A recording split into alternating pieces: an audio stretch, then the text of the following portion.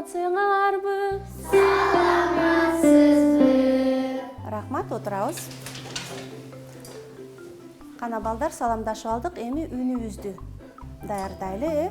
Эмненин жардамы менен үнүбүздү даярдайбыз? Азамат. Эсиңердеби ноталар? Кеттик.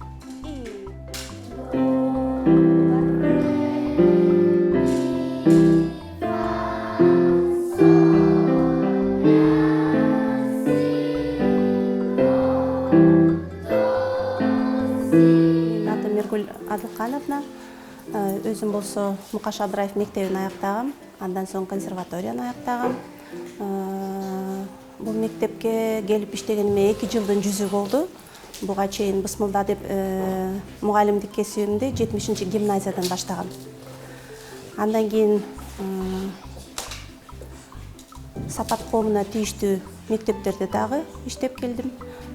Азыркы кезде дагы бир бутум менен ошол жерде саатым бар, ошол жакта да иштеп келем. Кошумча бул мектепте да иштейм. Бала кезимде мен апам деген аптекада иштеген да.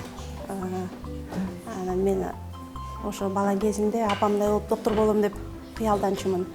Мектепте окуп жүргөндө болсо Дарика Жалгасыновадай ырчы болом деп кыялданчумун. Сездим бекен жүрөктө бир сыр барын, арзу эмес жөн гана мен кумармын, көңүлдөгү арзуумду айта албай, карагандай көзүңдөн жалжылдаган өзүңдөн ыр курады. Анан мугалим болом деп эч качан оюмда болгон эмес да. Анан бирок өзүм турмуш куруп, балалуу болгондон кийин балдарым мектепке кирип окуп баштаганда, анан мен дагы ушул кесипти алгам. Иштеп көрөйүн, эмне болду экен депчи. Анан ошол сабак өткөндү да үйрөндүм. Анда жаш болчумун, журналды толтурганды да билген эмесмин. Ошол жерде иштеген Нель Николаевна деген мугалим болгон. Ошонун көрүп, үйрөнүп, программаны кантип жазат экен, кантип сабакты өтүш керек экен, мына ошол кишиден үйрөнгөм да. Анан ошол бүгүнкү көрсөтүүдөн пайдаланып, ошол эжеге ыраазычылык билдиргим келет. Андан үйрөнүп алгандан кийин айлык маянасы аз болчу да ал кезде. Ошон үчүн Сапат коомуна тийиштүү мектептердин бирине өтүп кеткем. Жакшы эле иштедим.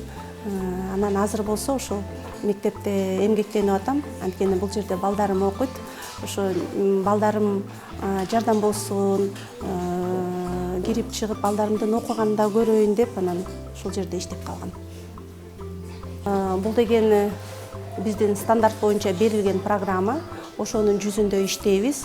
Сабактын максаты болуш керек. Андан тышкары ошол сабактын жүрүшүн эгерде кыскача айта кетсем, биринчи саламдашуу болот, андан соң үндү даярдоо, биздин сабактын бет ачарыбыз бар, бир жакшы көргөн, дайыма ырдап жүргөн ырыбыз бар. Сабакты ачып алгандан кийин өткөн тема. Эмнен өттүк эле, балдарды ошону сурайм. Андан кийин жаңы темага өтөбүз. Жаңы темадан мага жараша балдарга түшүндүрүп берем. Бергенден кийин бизде уктуруу болот. Балдарга кыска 3 мүнөттүн ичинде бир классикалык музыканы уктуруш керек да. Ал уккан музыканы балдар менен чогуу анализдеп, кайсыл композитор жазды экен, бул музыканын мүнөзү кандай экен, кайсыл аспаптар ойнойт экен, музыканын ыргагы кандай экен, ылдамдыгы кандай экен, мына ушундай сыяктуу сөздөрдү сүйлөп балдар менен анализ жүргүзөбүз музыкага. Бүгүнкү күндүн темасы композитордук музыканын баштоочулары.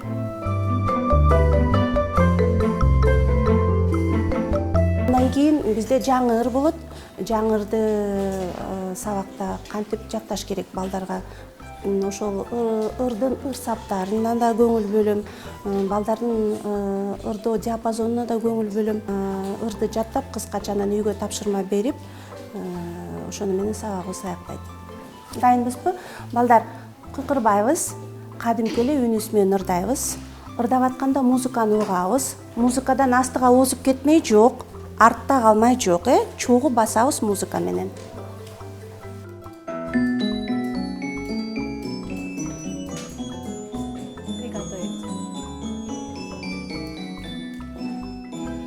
Едва только ветер подует с реки, к нам музыка в окна стучится.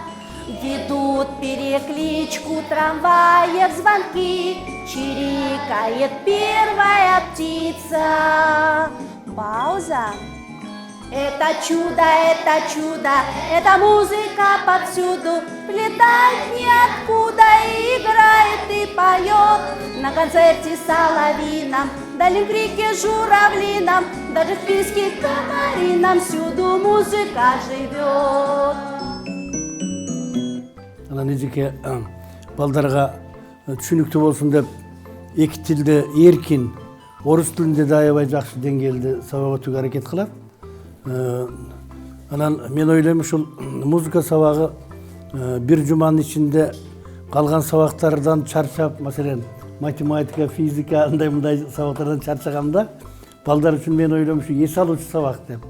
Дайыма ушул комнатка келгенде балдар өздөрүн эркин сезишип, ички руханий байлыгын арттырат деп ойлойм. Анан кийин шаардык деңгээлдеги жетишкендигин айткан болсок, былтыр кыргыз композиторлордун 80 жылдык мааракесине карата эжеке болуп хор даярдап 13-14 коллективдин ичинен экинчи месте алдык. Баалуу сыйлыкты алып тетиги Ямахан ошондо белек алдык. Ардак ырматларыбыз бар. Анан кийин шаардагы Октябрь районундагы же болбосо шаар боюнча музыка сабагынын семинарларында мен ушул жерде 6 жыл иштеген болсом такай катышып келем. Эжекенин сабак берүү методикасы жогорку деңгээлде. Ишине ийгилик каалайм.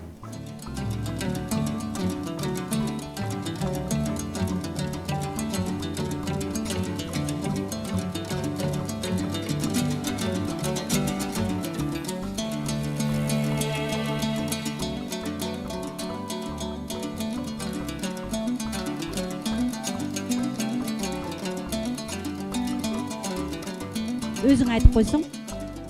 Алтын шакек учуп чык.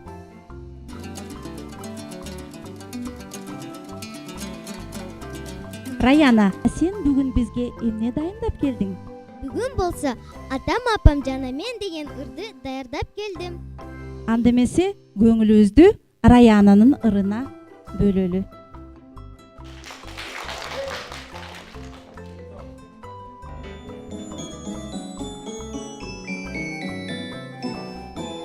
Едва только ветер подует с реки, к нам музыка в окна стучится. Ведут перекличку трамваев звонки, чирикает первая птица. Пауза. Это чудо, это музыка повсюду, летает ниоткуда, играет и поет. На концерте соловьином, дали в реке журавлином, даже в писке комарином всюду музыка живет.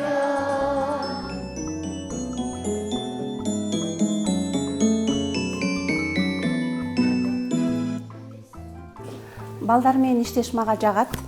Ооба, оорчулук убактары да болот балдар менен иштегенде. Бирок балдарга баладай мамиле кылып, тилин табыш мага оңой эле деп ойлойм. Кыйынчылыктары деле болот, бирок иштеп, аягында ишиңдин үзүрүн көргөндө ырахат алып сүйүнүп калам. Балдардын жылмаюу, күлгөн көздөрүн көргөндө. Угуп турабыз. 2, 3, 4. 1, 2, 3, 4. 1, 2, 3, 4.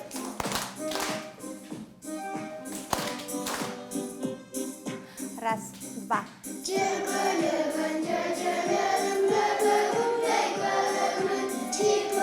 Şıpıldaşıp hep çiğgende cemden çaçıp verelim.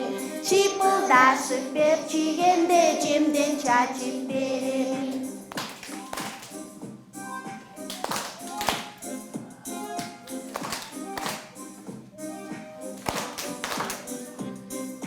Раз, два.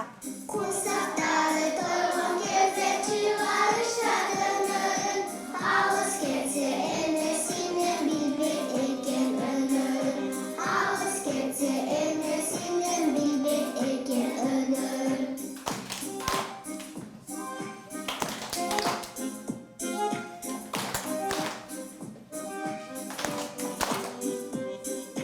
Раз, два. Kulağıma aldırbayımın kulmayıpka cedirben Ette durup cem çarçamın uyku çok özledirben Ette durup cem çarçamın uyku çok özledirben Ette durup cem çarçamın uyku çok özledirben Азаматсыңар. Отырабыз, эс алдыкпы бир аз? Ар бир баланын өзүнүн жана музыкалык слух дегени болот да. Балдарды текшеребиз биринчи. Ошого слухтары кандай экен, интонация жакшы туура ырдайт бекен, туура эмес бекен. Андан кийин өрчүтсө болот. Менин тажрыйбамда жакшы эле өрчүгөн балдарды көрдүм өзүм. Балдар менен мындан тышкары жанагы вокал ириминде да иштейбиз да. Ошол жерде өрчүгөн балдарды көрдүм. Бирок канча мынча жөндөмү бар, чымыны бар балдарды тандайбыз. Темасы Манас операсы болуп аткандан кийин кандай деп ойлойсуңар? Бул музыканын мүнөзү кандай болуш керек? Ким айтып берет? Мүнөзү. Жок, Манас айтпайт. Манас деген өзү ким болгон? Баатыр болгон. Баатырдык музыка болот, мүнөзү. Баатырдык. Кана келгиле кыскача көрөлү.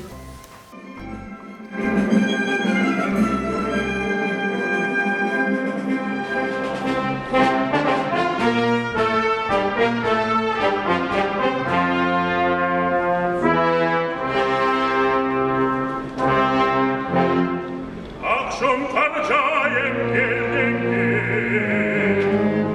Şehattan kalı geldin ki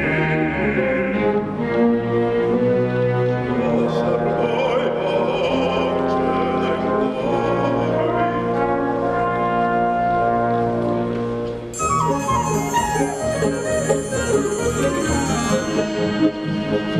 Kırım sağa süyüncü, düşmana olsun güyüncü Aytolu solu seniki de aşk ede bölük beniki Биринчи ушул мектепте 2-нчи жыл иштеп атам.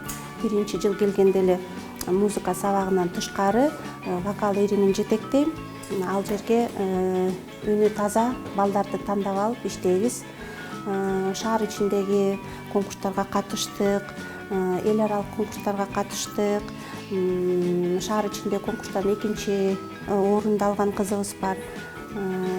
Былтыр болсо хор боюнча дагы 2-нчи орунду алдык.